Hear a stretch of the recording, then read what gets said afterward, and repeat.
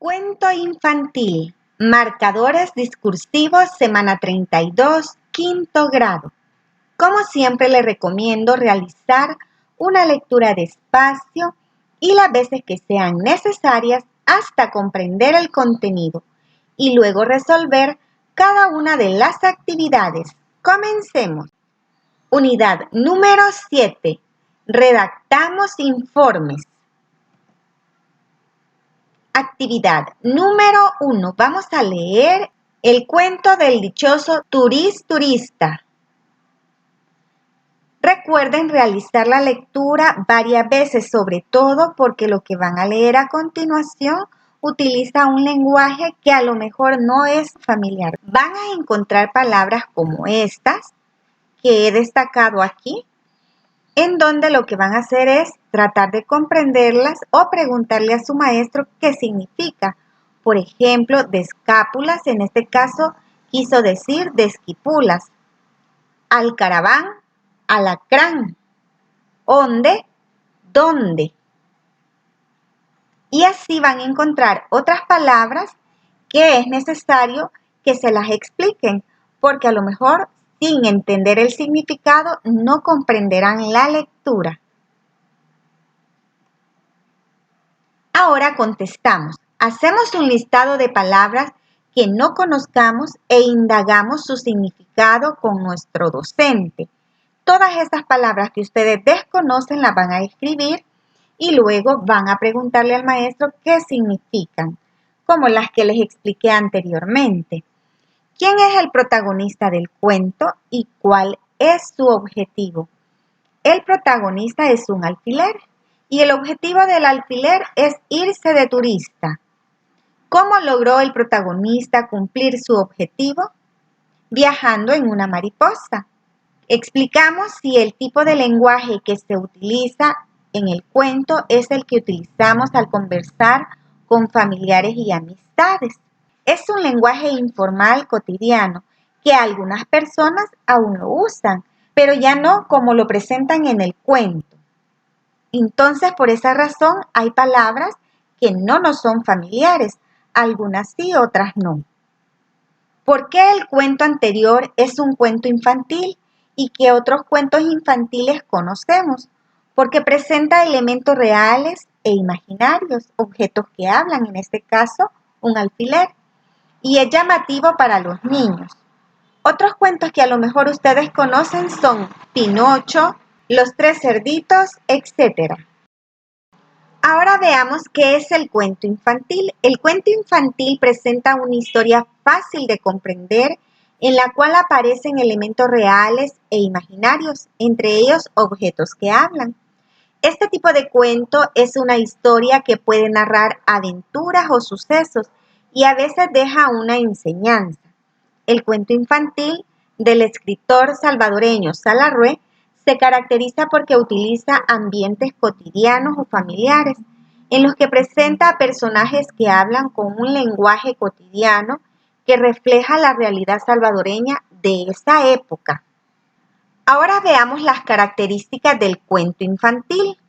Es un texto breve y claro, utiliza un lenguaje cercano al lector, desarrolla solo un tema, presenta pocos personajes.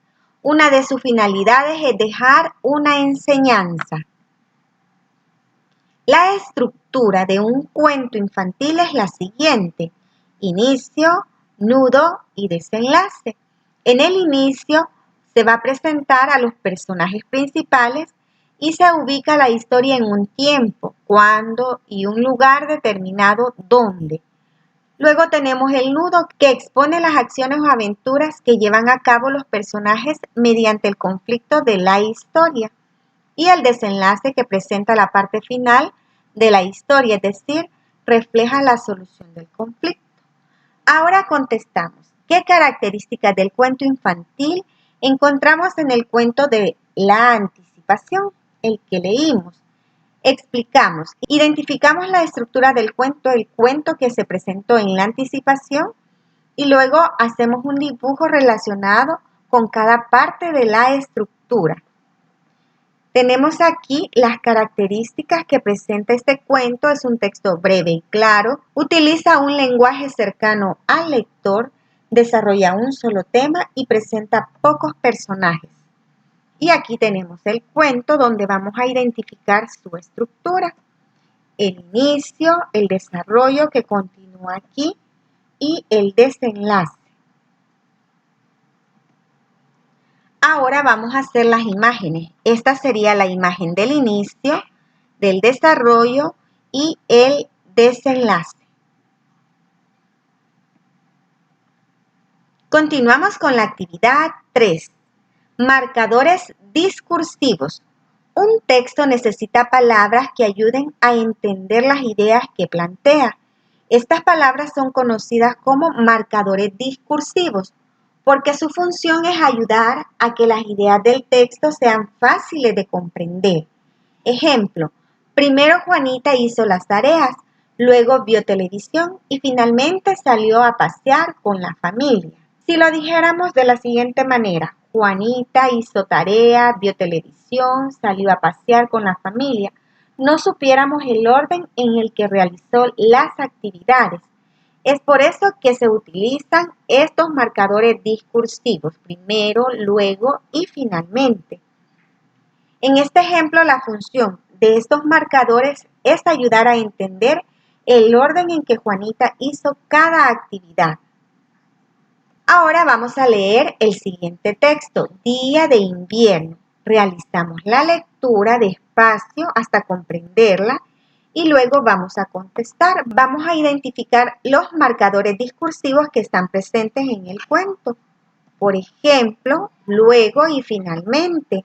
Aunque hay otros, pero los que se reflejan bien son estos, luego y finalmente.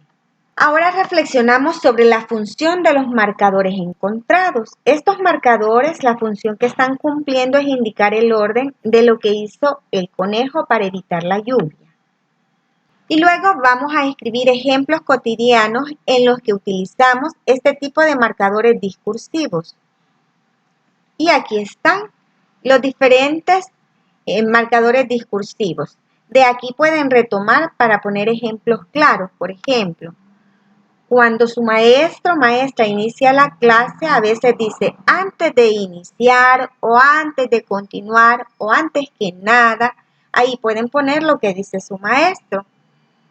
Luego también, para cuando está explicando, algunas veces dice además o sus papás. Ustedes pueden poner unos 3 ejemplos de cuando se utilice estos marcadores discursivos. Y vamos con las actividades de consolidación. Identificamos las palabras que no conocemos y buscamos su significado con la ayuda de nuestro docente. Esas palabras que no conocemos en este cuento. Igual escrito por Salarrué, entonces las palabras cuestan entenderlas. Por ejemplo, aquí Jackie Cooper, que está mal escrito, pero aquí está. Y así vamos a ir buscando estas otras palabras que desconozcamos su significado para irlas interpretando. Realizamos la lectura varias veces porque, como les digo, cuesta entender por el tipo de lenguaje que se está utilizando. Luego nos piden que identifiquemos la estructura inicio, nudo, que continúa aquí, y el desenlace. Después, que identifiquemos la estructura. ¿Cuáles son las características que presenta en la estructura? Presenta los personajes, expone las acciones y el desenlace que presenta la parte final de la historieta.